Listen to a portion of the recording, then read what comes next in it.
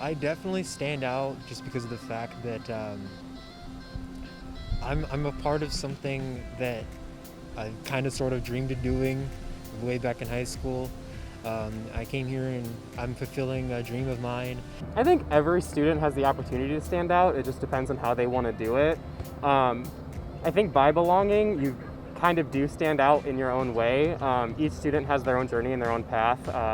So figuring out where I belong on campus, I was able to figure out what I'm good at. I found my strong suits and my own capabilities, I guess, and I think that really just helps me stand out as an individual. Everybody stand out because we all got different identities and beliefs, and I think that since we all come from different backgrounds, we all are different.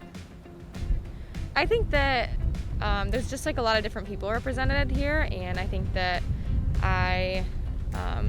for my major, I love what I do, and I think that I've lived on campus, off campus, and I think I've just really been able to connect with a lot of different people and kind of make an impact here. Just being myself, being my unique self, speaking out. I feel like that's how I'm standing out here at BG.